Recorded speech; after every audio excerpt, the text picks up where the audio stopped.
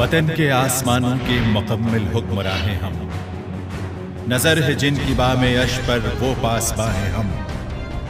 वतन के जर्रे जर्रे से मोहब्बत हमको है दोस्त, है मंजिल जिनकी ठोकर में वो मीरे कारवां हैं हम।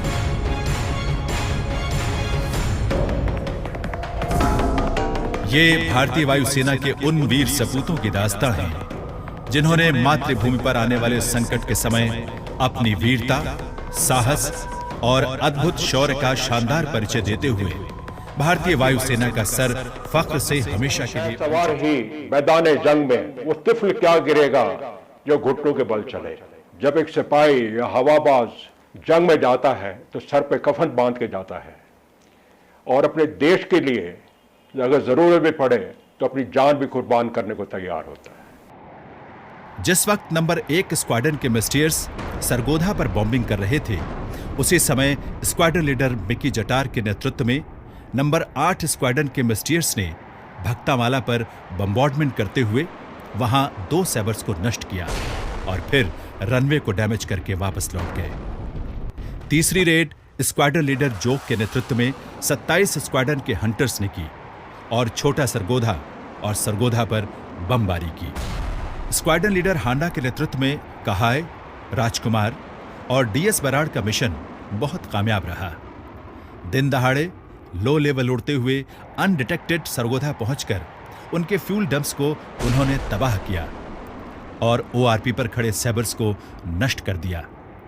इसके बाद हैंगर्स पर बमबारी की और दूसरे फ्यूल डंप को तबाह किया, साथ ही कुछ और सैबर्स को भी क्षतिग्रस्त कर दिया। इनके पीछे सैबर्स और स्टार फाइटर स्क्रैम्बल किए गए, लेकिन ये चारों होशियारी से बहुत लो लेवल पर जिगजैग फ्लाई करते हुए वापस पहुंच गए। हम टारगेट पे पहुंचे और हमने देखा पाकिस्तानी के F-104 और सेबर्स पार्क थे। हांडा जैसे ही डाइव में गए और अटैक किया, हवाई जहाज ब्लो अप कर गया। बाकी हमारे पास बॉम्ब थे, हमने बॉम्ब भी फेंके और बाकी टारगेट्स को गन्स के साथ एंगेज किया। उसके बाद जब हम निकले तो एयरफील्ड पे काफ़ी डैमेज थी और आग लगी हुई थी एयरफील्ड पे। उस दिन सरगोधा पर मिस्टियर्स और हंटर्स ने 26 हमले किए और भारी नुकसान पहुंचाया। ईस्टर्न सेक्टर में बैरकपुर से उड़ान भरते हुए वेम्पायर्स ने जैसोर पर बमबारी की। 16 स्क्वाड्रन के 2 कैनवराज ने पीट विल्सन के नेतृत्व में चिटागोंग पर बमबारी की। गुवाहाटी से हंटर्स ने उड़ान भरते हुए कुर्मी टोला पर हमले किए और हाशिमारा से उड़कर तूफानीज ने लाल मुनीर हाट पर अटैक किए। जवाबी हमलों में 5 सैबर्स ने कलाई कुंडा पर अटैक करके कुछ जहाजों को नुकसान पहुंचाया, लेकिन जब वो दूसरी बार हमला करने आए तो एयर पेट्रोल कर रहे फ्लाइट लेफ्टिनेंट कुक और फ्लाइंग ऑफिसर मैमगेन के हंटर्स से सामना हो गया। कुक एक साहसी और जोशीले पायलट थे। आते ही 2 सैबर्स को एंगेज करते हुए उन पर उन्होंने गोलियां बरसानी शुरू कर दी। लो लेवल डॉग फाइट में सैबर्स को बार बार अपनी गन साइट में लेते हुए उन पर निशाने साधे। एक सैबर क्रैश कर गया और 2 धुआं उगलते हुए वापस निकल गए। मैमगेन ने चौथे सैबर को मार गिराया। 1 सितंबर की सवेरे पाकिस्तान ने गोलाबारी करके ऑपरेशन ग्रैंड स्लैम शुरू किया। मेरे लिहाज से जब हमारे मिस्टियर और वैम्पायर जहाज़ों ने उन पर हमला किया, उसी वक्त उसी शाम को ही पाकिस्तान का ग्रैंड स्लैम फेल हो गया और उनकी आशाएं कि हम अखनूर पर कब्जा कर लेंगे वो सब चूर चूर हो गई। और पाकिस्तान ने फ्रस्ट्रेशन में 6 सितंबर को हमारे फॉरवर्ड एयर बेसिस पे प्रीएम्प्टिव स्ट्राइक की और उस रात उन्होंने पैरा कमांडोज गिराए। ये बचकानी हरकत बिल्कुल फेल हो गई और अगले दिन जब हमने उनके सरगोधा कॉम्प्लेक्स पर जोर तोड़ से बॉम्बिंग की, उनके बिल्कुल होश उड़ गए। भारतीय वायुसेना ऑपरेशंस में स्थिर हो चुकी थी। खेमकरन सेक्टर में 4थे इन्फेंट्री डिविजन्स ने संकट में एयर सपोर्ट की मांग की। स्क्वाड्रन लीडर बिश्नोई के नेतृत्व में 4 हंटर्स भेजे गए, जिन्होंने Pakistani tanks, artillery, heavy vehicles और कम्युनिकेशन लाइंस की निशानदेही करते हुए उन्हें भारी नुकसान पहुंचाया और एक असलहे से लदी हुई ट्रेन को नष्ट कर दिया। लेकिन फायर करने के बाद जैसे ही मैंने पुल अप किया और लेफ्ट को टर्न किया और मैंने ऐसे थोड़ा सा बैक में गया तब मैंने देखा सब ट्रेन इंजन से लेके लास्ट डब्बे तक आग लगी हुई थी। नंबर 8 स्क्वाड्रन के मिस्टियर्स ने सियालकोट सेक्टर में भारी बमबारी की, जिसमें जिमी भाटिया का योगदान प्रशंसनीय था। उन्होंने 2 टैंक और कई बख्तरबंद गाड़ियों को नष्ट किया। और जब वहाँ पहुँचे तो वहाँ इतने सारे हमने एनिमी टैंक्स देखे कि उनको देख के हमको मज़ा आ गया कि इतने टारगेट्स हमको मिल रहे हैं। उसके बाद हम सब लोगों ने 2-2, 3-3 अटैक किए उनके ऊपर और 7 या 8 टैंक्स हमने नष्ट किए। खेमकरन सेक्टर में नंबर 27 और 7 स्क्वाड्रन के हंटर्स ने दुश्मनों पर गोलीबारी करते हुए अपनी फौज को क्लोज सपोर्ट दी। खेमकरन में हंटर्स की दूसरी वेव का नेतृत्व बिश्नोई कर रहे थे, जिन्होंने एक जगह 3 टैंक देखे और डाइव करते हुए उन पर रॉकेट्स की बौछार कर दी और टैंक्स को जलता हुआ छोड़कर निकल गए। पठानकोट से विंग कमांडर गुडमैन के नेतृत्व में 4 मिस्टियर्स ने पाकिस्तानी फौज पर हमले किए और एक टैंक से लदी हुई ट्रेन पर बार बार हमला करते हुए 26 टैंक नष्ट कर दिए, जिनमें से 8 टैंक अकेले त्रिलोचन सिंह ने नष्ट किए। विंग कमांडर गुडमैन को महावीर चक्र से सम्मानित किया गया और त्रिलोचन सिंह को वीर चक्र से सम्मानित किया गया। भारतीय वायुसेना के जहाजों की नाइट इंटरसेप्शन की क्षमता न होने का पाकिस्तान के B-57 बॉम्बर्स ने काफी फायदा उठाया। तकरीबन हर रात को ये जहाज आदमपुर, हलवारा पर बमबारी करने के लिए आते, लेकिन एक-एक गन से बचने के लिए इधर-उधर बम गिराकर चले जाते। अब 6 सितंबर जामनगर की हालत देखिए। शाम का वक्त था, लाइट थी, जब पाकिस्तानी बॉम्बर ने हिट किया। हमारे जहाज कतारों में खड़े हुए थे। हमारी तोपों ने फायर करना शुरू किया। वो इनसे इतना डर गए कि एक को भी नहीं डैमेज करने में सक्सेसफुल रहे। असल उत्तर में 4 इन्फेंट्री डिवीजन नीतिगत पीछे हटे तो पाकिस्तानी टैंक इस चाल में फंसते हुए आगे बढ़ गए और सेंचुरियन टैंक्स ने उन्हें घेरे में लेते हुए गोलाबारी शुरू कर दी। हलवारा से 2 हंटर और पठानकोट से 2 मिस्टियर्स बुलाए गए, जिन्होंने टैंक्स पर जमकर बमबारी की और भारी नुकसान पहुंचाया। आगरा से कैनबराज लाहौर और कसूर सेक्टर पर लगातार रात को बमबारी करते रहे। नंबर 5 स्क्वाड्रन के CO wing commander PP Singh को दूर तक दुश्मन के इलाके में जाकर फोटो रेकी और बॉम्बिंग मिशंस को कामयाबी से लीड करने के लिए महावीर चक्र से सम्मानित किया गया।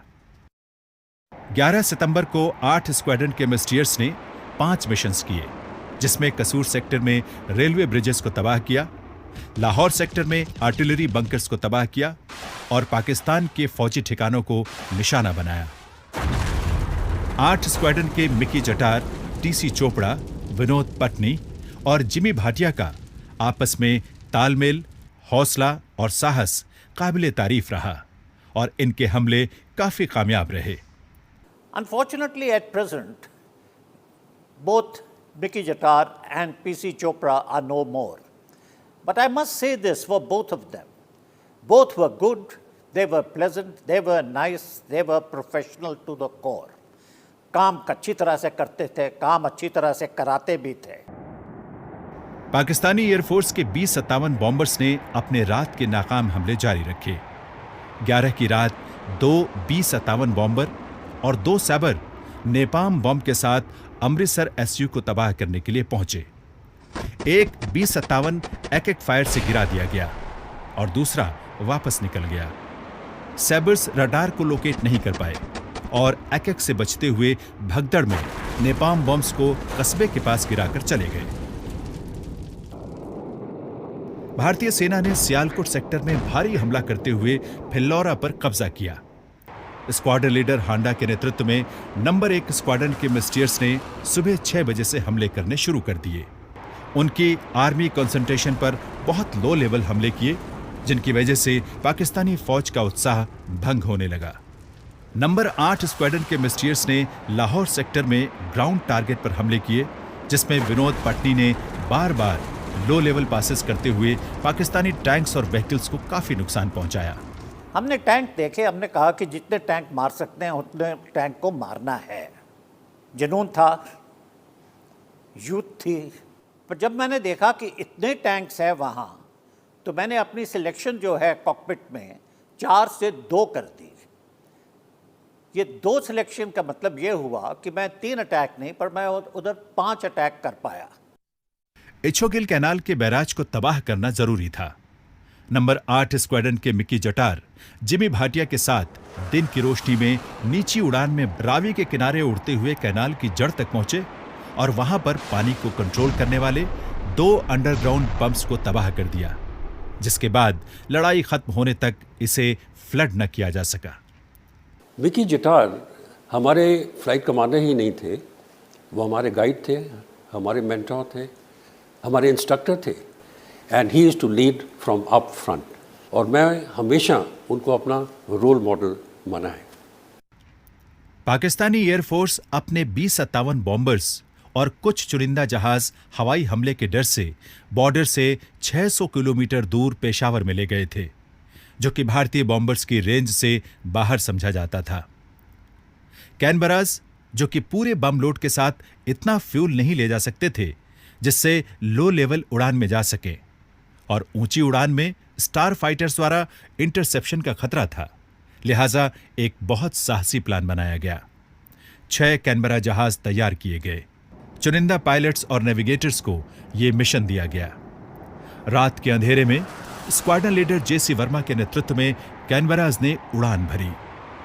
इनके पाथफाइंडर थे स्क्वाड्रन लीडर पी गौतम, जिनका साथ दूसरे जहाजों में wing commander PP Singh, squadron leader Mehta और गुडविन दे रहे थे। 1000 फुट की ऊंचाई पर सितारों की रोशनी में जमीन पर नजर आने वाले लैंडमार्क्स के सहारे रडार की डिटेक्शन से बचते हुए पेशावर पहुंचते ही दुश्मन के एक-एक गन्स के फायर शुरू हो गए। पाथफाइंडर गौतम ने टारगेट इंडिकेटर्स फेंके, जिनसे रोशनी हो गई। बाकी जहाजों ने पुल अप करते हुए अलग अलग targets, petrol dumps, hangers, runways और नीचे खड़े जहाजों पर रॉकेट्स और बमों से डायरेक्ट हिट लगाई। ये इस जंग की सबसे महत्वपूर्ण और कामयाब रेड थी, जिसने पाकिस्तानी एयरफोर्स की बुनियाद को हिला कर रख दिया और ये पैगाम दिया कि पाकिस्तान का कोई भी हवाई अड्डा भारतीय वायुसेना की पहुंच से बाहर नहीं है। नंबर 5 और 16 स्क्वाड्रन के कैनबरास की टास्क स्ट्राइक फोर्स लगभग रोज पाकिस्तान के अंदर दूर तक जाकर उनके फौजी ठिकानों, फ्यूल डंप्स, रसद के भंडारों और कम्युनिकेशन लाइंस पर बमबारी करने लगे थे। नेट्स के एस और मशहूर aerobatic pilot wing commander Bharat Singh के कमान में 2 स्क्वाड्रन के नेट्स इनको टॉप कवर देते थे। एक सॉर्टी पर भरत सिंह ने सैबर्स को कैनबरास की तरफ आते देखा तो उसे घेरते हुए क्षतिग्रस्त कर दिया। हमारे कैनबरा, मिस्टियर और हंटर जहाजों ने पाकिस्तान के फौजी ठिकानों, कॉन्वॉयज, रेलवे यार्ड्स, महत्वपूर्ण पुल और कम्युनिकेशन लाइंस पर अपने हमले जारी रखे। कॉम्बैट एयर पेट्रोल करने वाले पाकिस्तान के मशहूर और तजुर्बेकार पायलट्स स्क्वाड्रन लीडर आलम और शौकत के सैबर्स पर उनकी तुलना में कम अनुभवी फ्लाइंग ऑफिसर पिंगाले और भुंशा को वेक्टर किया गया। पिंगाले ने शौकत को एंगेज करते हुए होशियारी से उसके पीछे आकर अपनी गन साइट में लेकर सैबर को नष्ट कर दिया। शौकत बेल आउट कर गया। उधर आलम ने भुंशा को मार गिराया। इतने में पिंगाले मुड़कर आलम के पीछे आ गए और फायर किया, लेकिन तजुर्बेकार आलम होशियारी से बच निकला। स्टार फाइटर्स की मौजूदगी के बावजूद दिन भर 8 स्क्वाड्रन के पायलट्स ने काफी डेयरिंग इंटरडिक्शन सॉर्टीज जारी रखी। पाकिस्तानी फौज का उत्साह भंग हो चुका था। बाहरी अमेरिकन मदद बंद हो जाने की वजह से पाकिस्तान के हुक्मरान सख्त दबाव में थे और बाहरी मुल्कों से मदद मांग रहे थे। नंबर 5 स्क्वाड्रन, JBCU और 16 स्क्वाड्रन के कैनबराज लगातार पाकिस्तान के अंदर दूर तक जाकर फौजी रसद सामग्री और असलहों के भंडारों को और उनके हवाई अड्डों, खासतौर पर सरगोधा पर बार बार बमबारी करके तबाह कर रहे थे, जिसमें विंग कमांडर पीट विल्सन, पीपी सिंह और पी गौतम का योगदान सराहनीय था। स्क्वाड्रन लीडर पी गौतम को महावीर चक्र से सम्मानित किया गया। वो एकमात्र एयर वॉरियर हैं जिन्हें पाकिस्तान के खिलाफ सन 1965 और सन 1971 की लड़ाइयों में दोनों बार महावीर चक्र से सम्मानित किया गया। नवंबर 1972 में पूना हवाई अड्डे से अपने मिग 21 में उड़ान भरने के बाद उनके जहाज का इंजन फ्लेम आउट कर गया। वो इजेक्ट कर सकते थे, लेकिन नीचे स्कूल था जिसमें मासूम बच्चे थे। उनको बचाने की कोशिश में वे इतने नीचे चले गए कि इजेक्ट न कर सके। भारतीय वायुसेना ने एक अनुभवी और बहादुर पायलट खो दिया। To depart in valor is the symbol of life. To be remembered with respect in itself is life. भारतीय वायुसेना के पायलट्स का मनोबल 7वें आसमान पर था। हर कोई मिशन पर जाने के लिए इच्छुक था। 18 सितंबर को साहसी और जोशीले स्क्वाड्रन लीडर एजीएस संधू के नेतृत्व में 4 नेट्स लाहौर सेक्टर में ग्राउंड सपोर्ट मिशन पर निकल पड़े। जब वो लाहौर पहुंचे तो 6 सैबर उनकी तरफ झपटे। संधू ने फौरन ऊपर की ओर जूम करके सैबर्स को एंगेज करने की कॉल दी और खुद तेजी से एक सैबर के पीछे लग गए, जो कि मौके की नजाकत देखकर बचने की कोशिश करते हुए डाइव कर गया, मगर संधू ने उसका पीछा करते हुए उसे घेर कर मार गिराया। बाकी सैबर्स वहां से फौरन निकल गए। 18 सितंबर के दिन एक शर्मनाक हादसे में पाकिस्तानी एयरफोर्स के सैबर्स ने भारत की सीमा में घुसकर गुजरात के चीफ मिनिस्टर को ले जाने वाले सिविल जहाज बीच क्राफ्ट को मांडवी के पास मार गिराया, जिसमें श्री बलवंत राय मेहता और कई सिविलियंस का निधन हो गया। 19 सितंबर को स्क्वाड्रन लीडर डेंजिल किलर के नेतृत्व में मुन्ना राय, विनय कपिला और माया देव छरविंदा सेक्टर पर हमला करने वाले 4 मिस्टियर्स को एस्कॉर्ट कर रहे थे। छरविंदा में 4 सैबर्स हमारी फौज पर गोलीबारी कर रहे थे। कीलर और कपिला उन पर झपट पड़े। कपिला ने एक सैबर को एंगेज कर लिया और उस पर क्लोज इन करते हुए गोलियों की बौछार शुरू कर दी और उसे नष्ट कर दिया। उधर कीलर अपने आगे वाले सैबर के पीछे क्लोज इन कर रहे थे। सैबर ने बच निकलने की बहुत कोशिश की, मगर एक रोमांचक डॉग फाइट में किलर ने सैबर को मार गिराया। कपिला और किलर को वीर चक्र से सम्मानित किया गया। उसके बाद हम लोग 2 दफ़ा सिजर्स, हम लोग कहते हैं सिजर्स किया, और तीसरा वाला में हम बैरल करके इस तरफ आ गया, तो वो हमको देख नहीं पाया। ये lost site of me and देखो ऐसे वो कर रहा था, हमें पता लग गया कि अभी वो देख नहीं पाया, इसलिए हम एकदम उस पर अटैक हमला किया। जब हम 500 गज में था, हम फायर किया, फायर लग गया, उसके जहाज़ में से फ्यूल स्टीमिंग करे और हम पुला। मैंने गोली चलाई, मुझे पता नहीं चला कि उसको लगी कि नहीं। मैं फिर और पास आया, करीब 300 गज, 250-300 गज, फिर मैंने बर्स्ट मारी, फिर मुझे लगा कि शायद उसको गोली लग गई है। इतने में किलर ने मुझे चिल्ला के कहा आरटी पे, caps you got him, he is going down. कि इस लड़ाई में 65 में कम से कम 6 या 7 बार नेट की गन जाम हुई हैं, जबकि हमारे जहाज़ नेट बिल्कुल सेबर के पीछे बिल्कुल फायरिंग पोजीशन पे बैठे हुए थे और वो कुछ नहीं कर पाए। अगर ये गन जाम प्रॉब्लम नहीं होती नेट में, तो हमने कई और सेबर नष्ट कर दिए होते। पाकिस्तान के पास बेहतरीन लड़ाकू जहाज, आधुनिक टैंक्स और आर्टिलरी के अलावा सबसे बड़ा हथियार उनके अति आधुनिक GCI रडार थे। 20 सितंबर को खेमकरन सेक्टर में 4 सैबर को एंगेज करने के लिए 2 हंटर्स और 2 नैट्स स्क्रैम्बल किए गए। साकेसर रडार दोनों तरफ से जहाजों की गतिविधियों पर नजर रखते हुए सैबर्स को गाइड कर रहे थे, लेकिन अमृतसर रडार दुश्मन के सैबर से संपर्क टूट जाने की वजह से खामोश था। हमारे जहाज वापस लौट पड़े। पाकिस्तानी रडार ने सैबर्स को शूटिंग पोजीशंस में रखा हुआ था और वे मौके की तलाश में थे। उन्होंने हंटर्स को मार गिराया। हमारे नाइट के पायलट फ्लाइट लेफ्टिनेंट मजुमदार वापस मुड़े और एक सैबर को एंगेज करते हुए उसे मार गिराया।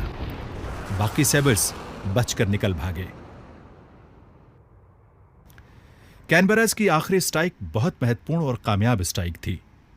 बादिन का रडार, जो कि पूरी लड़ाई में भारतीय वायुसेना को कांटे की तरह खटकता रहा, स्क्वाड्रन लीडर GM नाथ बड़ी होशियारी से एक दिन पहले उसकी तस्वीरें खींचकर लाए थे, जिसके आधार पर रेड प्लान की गई। पीट विल्सन के नेतृत्व में बमों से लदे 6 गनबरा जहाज रात को बादिन पहुंचे। और तकरीबन 28,000 पाउंड बम और 19 रॉकेट्स दागकर पूरे रडार को खाक में मिला दिया। तमाम कैनबराज हिफाजत से वापस लौट आए। विंग कमांडर विल्सन को वीर चक्र से सम्मानित किया गया और स्क्वाड्रन लीडर जीएम नाथ को एक बार फिर महावीर चक्र से सम्मानित किया गया। शुरू से ही अमृतसर का राडार पाकिस्तान की नजरों में खटक रहा था। तकरीबन हर रात को पाकिस्तान के B-57 बॉम्बर्स और सैबर्स इसे नष्ट करने की कोशिश में हमला करते रहे, लेकिन एंटी एयरक्राफ्ट गन्स की कारगर निशानेबाजी, जिसने कई जहाज गिरा दिए, ऊंचे दर्जे की कैमोफ्लेजिंग व जगह बदलते रहना और विंग कमांडर डंडा पानी की काबिल रहनुमाई की वजह से पाकिस्तान इसे लड़ाई के आखिर तक नुकसान न पहुंचा सका। दोनों देशों पर लगातार यूनाइटेड नेशंस और दूसरे बड़े मुल्कों का लड़ाई बंद करने का दबाव पड़ रहा था। सीज फायर लागू होने की अफवाहें फैलने लगी थीं, जो कि इस वक्त पाकिस्तान के हित और फायदे में थीं। हालांकि एयर मार्शल अर्जन सिंह इसके हक में नहीं थे। पाकिस्तान को सबक सिखाया जा सकता था, क्योंकि भारतीय वायुसेना पूरी एयर सुपीरियॉरिटी हासिल कर चुकी थी। I had definitely recommended that we should not accept the ceasefire. How can you accept ceasefire when you got the upper hand? 23 सितंबर को सुबह 3:30 से युद्ध विराम लागू कर दिया गया। ये वो कर्म योद्धा हैं जिन्होंने इस लड़ाई में बेमिसाल हिम्मत, साहस और शौर्य का परिचय दिया। इन्हें भी वीर चक्र से सम्मानित किया गया।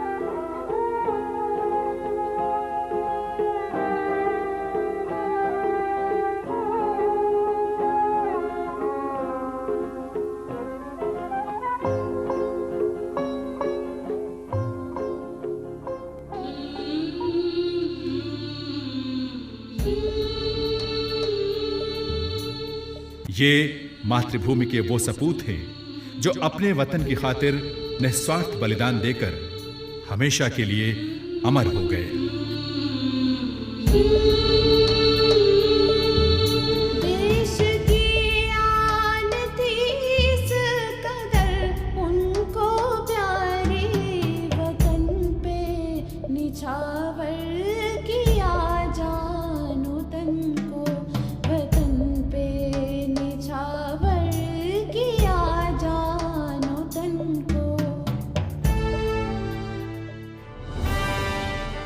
उन्नीस 1965 का युद्ध खत्म हो गया, लेकिन इसने भारतीय सेना को कई सबक सिखाए, जिनकी पूर्ति करते हुए और अपनी कमियों को दूर करते हुए तथा पाकिस्तान के नापाक इरादों को हमेशा जहन में रखते हुए खुद को आने वाले समय के लिए तैयार कर लिया। और इतिहास इस बात का गवाह है कि सन 1971 की लड़ाई में पाकिस्तान को वो सबक सिखाया जिसे वो कभी नहीं भूलेगा।